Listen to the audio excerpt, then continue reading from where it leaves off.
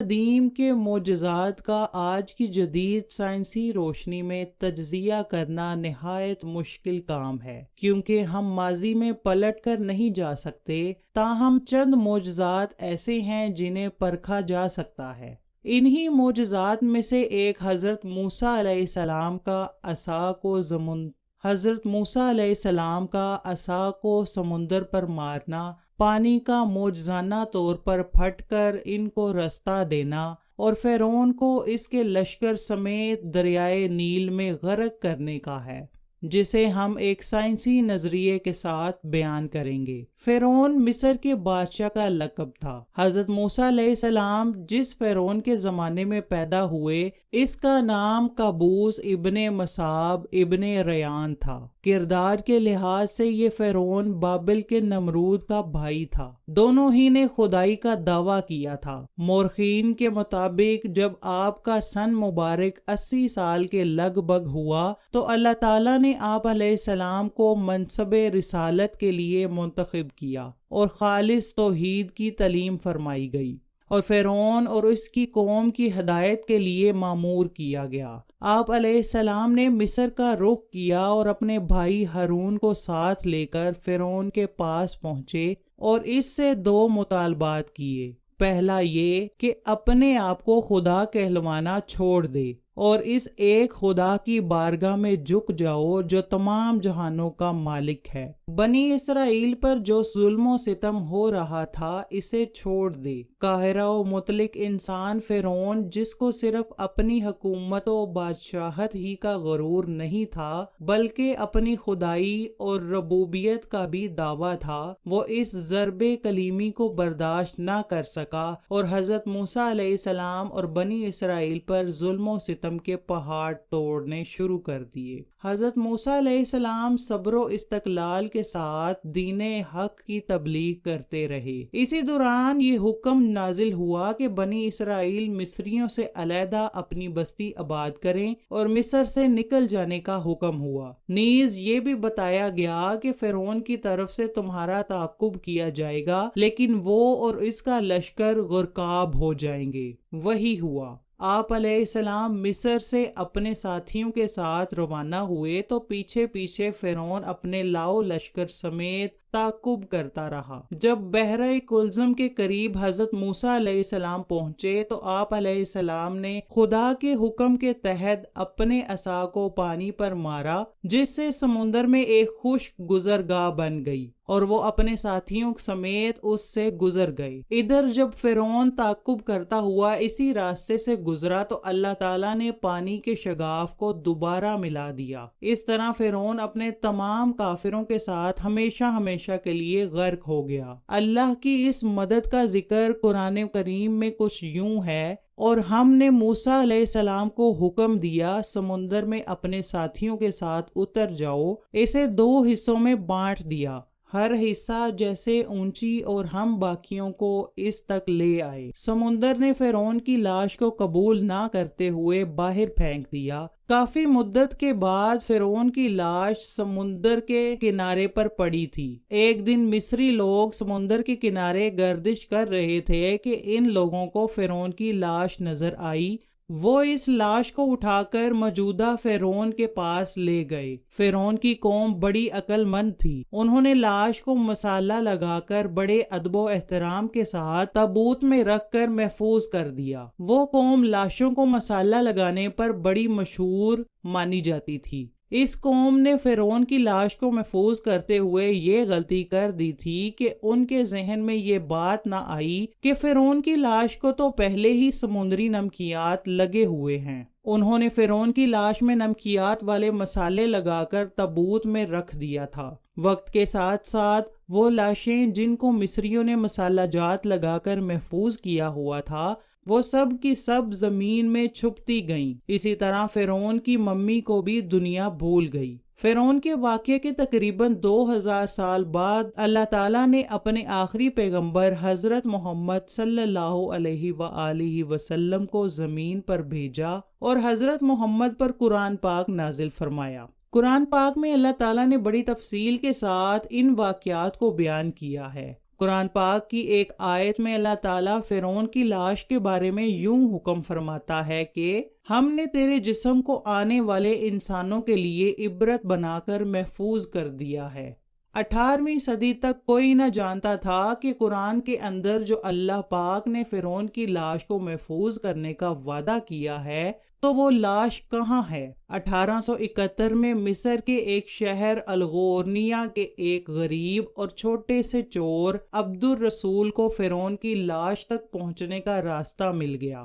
وہ فرعون کی لاش سے سونا چاندی اور قیمتی جوہرات کو چرانے کے لیے دریائے نیل کے کنارے تبیسہ کے مقام پر بیٹھ کر یہ سوچ رہا تھا کہ کون سے طریقے کو استعمال کر کے میں فرعونوں کی لاشوں تک پہنچ سکتا ہوں۔ وہ دریائے نیل کے کنارے پر سرنگ کھود رہا تھا۔ وہاں کے رہنے والے لوگوں نے اس کو پولیس کے حوالے کر دیا۔ جب اس کو پولیس پکڑ کر لے گئی تو ان لوگوں نے اس سرنگ کو کھودا تو 1891 میں تباہ ہونے والے فرعون کی لاش مل گئی۔ لاش کے کفن پر فرعون کا نام لکھا ہوا تھا۔ جب ماہرین اس لاش کو اپنے ساتھ قاہرہ لے کر پہنچے تو انہوں نے تسلی سے اس لاش کا جائزہ لیا تو اس لاش پر جمی ہوئی سمندری نمکیات کی تہ ملی، جس سے انہوں نے اندازہ لگا لیا کہ یہ وہی فرعون کی لاش ہے جو حضرت موسیٰ علیہ السلام کا پیچھا کرتا ہوا سمندر میں غرق ہو گیا تھا۔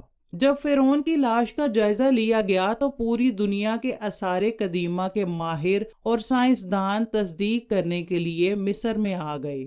دنیا کے ماہر سائنسدانوں نے سائنسی تجربات کے ذریعے معلوم کیا کہ سب لاشوں میں سے ایک لاش پر سمندر کے نمکیات موجود ہیں، جس کی وجہ سے یہ لاش گلنے سڑنے سے محفوظ رہی ہے۔ جب سائنسدانوں نے تصدیق کر دی کہ یہی وہ فرعون کی لاش ہے تو اس لاش کو میوزیم کے اندر لوگوں کے لیے عبرت کا نشان بنا کر محفوظ کر لیا تھا۔ 1982 میں اس لاش پر لگے نمکیات خراب ہونا شروع ہونے لگے تو مصری حکومت نے فرانس کے سائنسدانوں کو کہا کہ اسے خراب ہونے سے بچا لیا جائے اور اس فرعون کی موت کی وجہ بھی معلوم کی جائے۔ انہوں نے کہا کہ اس لاش کو فرانس بھیجا جائے۔ جب اس فرعون کی لاش کو فرانس پہنچایا گیا تو اس وقت کے بڑے بڑے عہدیدار ایئرپورٹ پر اس لاش کے استقبال کے لیے آئے۔ فرعون کی لاش کو اس قدر عزت و احترام دیا گیا تھا کہ جس طرح موجودہ صدر کو عزت و احترام دیا جاتا ہو۔ وہاں ڈاکٹر مورس بوکائے اور اس کی ٹیم کو بلایا اور لاش کو ان کے حوالے کر دیا تھا۔ یہ ڈاکٹر کرسچین تھا۔ جب مائکروسکوپ کے ذریعے ممی کے تمام حصوں کا باریکی سے جائزہ کر لیا گیا تو معلوم ہوا کہ اس لاش کے اندر سمندری نمکیات ابھی تک موجود ہیں۔ ان ڈاکٹروں کی ٹیم نے 100% کنفرم کر دیا کہ یہ موت سمندر میں ڈوبنے کی وجہ سے ہوئی ہے، کیونکہ ایسے نمکیات سمندر کے علاوہ کسی اور جگہ پر نہیں پائے جاتے۔ یہ قدرتی نمکیات ہیں۔ سمندر میں ڈوبنے کے بعد کیا پتا یہ لاش کتنے عرصے تک سمندر میں ہی پڑی رہی ہوگی۔ اس لاش کے اندر سمندری نمکیات کس قدر سما گئے ہوں گے جس کے اثرات آج تک ختم نہیں ہو رہے۔ جو ڈاکٹروں کی ٹیم اس لاش کا معائنہ کر رہی تھی وہ اس بات پر حیران تھی کہ ایک بادشاہ سمندر میں کس طرح ڈوب کر مر سکتا ہے۔ بادشاہوں کی لاشوں کو تو بڑی شان و شوکت کے ساتھ رکھا جاتا ہے، اس لاش پر سمندری نمکیات کا ہونا کس طرح ممکن ہو سکتا ہے؟ ڈاکٹر مورس کے لیے بھی یہ بات بہت ہی حیرت انگیز تھی، کیونکہ اس سے پہلے اس کے تجربات میں ایسی کوئی لاش نہیں آئی تھی۔ ڈاکٹر مورس نے اس ممی کے متعلق مزید معلومات لینے کے لیے ہر طرح کی کوشش کی تو اس کے علم میں آیا کہ قرآن پاک میں اس لاش کا ذکر تفصیل کے ساتھ بیان کیا گیا ہے۔ وہ قرآن پاک سے اس لاش کے بارے میں معلوم کرنے کے لیے مصر پہنچ گیا۔ ڈاکٹر مورس ایک سائنسدان تھا، اس لیے اس نے بہتر یہی سمجھا کہ مصر کے سائنسدانوں سے معلومات لی جائے۔ اس نے ایک سائنسدان سے معلوم کرتے ہوئے مسلمان سائنسدان سے کہا کہ میں قرآن پاک سے فرعون کی لاش کے بارے میں مطالعہ کرنا چاہتا ہوں۔ مسلمان سائنسدان نے قرآن پاک کی سورہ یونس کی آیت نمبر 92 का तर्जमा पढ़कर डॉक्टर मूरस को सुनाया, जिसमें फिरौन की खुदाई का दावा, इसका हजरत मूसा अलैहिस्सलाम का पीछा करने की वजह और समुंदर में डूबकर मरने, फिर समुंदर का लाश को बाहर फेंकने और लाश को महफूज करने का वादा अल्लाह ताला ने कुरान पाक में वाज़िह तौर पर बयान किया है।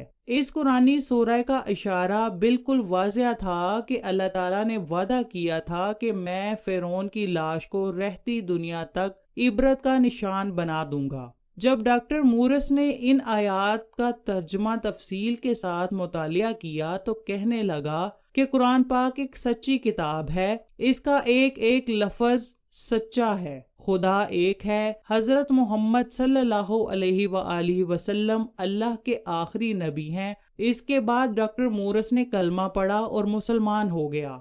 सुभान अल्लाह।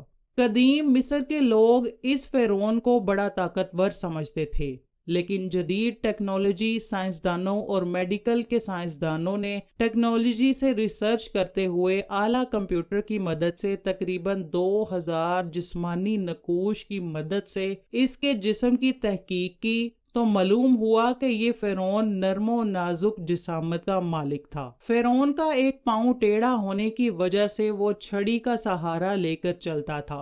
फिरौन के डीएनए और कुछ मजीद टेस्ट करने के बाद पता चला कि फिरौन के वालिदैन आपस में भाई बहन थे।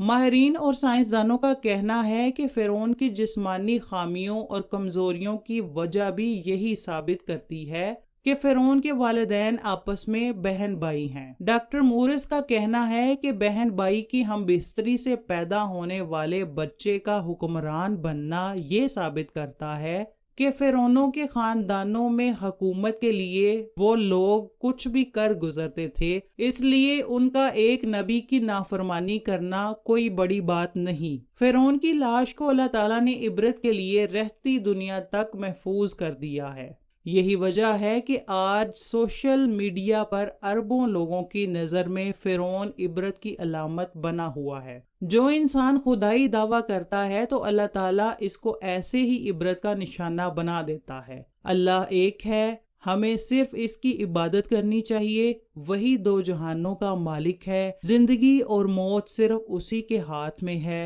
वो जिसको चाहे जिंदगी बख्श दे और जिसको चाहे मौत का मजा चखा दे। ऐ अल्लाह पाक, हम तेरे आजिज बंदे हैं, हमारा तेरे सिवा कोई पुरसाने हाल नहीं। ऐ अल्लाह पाक, हम पर अपना खास रहमो करम फरमा दे। हमारे दिलों में नबी अकरम सल्लल्लाहु अलैहि वआलिहि वसल्लम की मोहब्बत भर दे और हमें नबी करीम का सच्चा आशिक बना दे।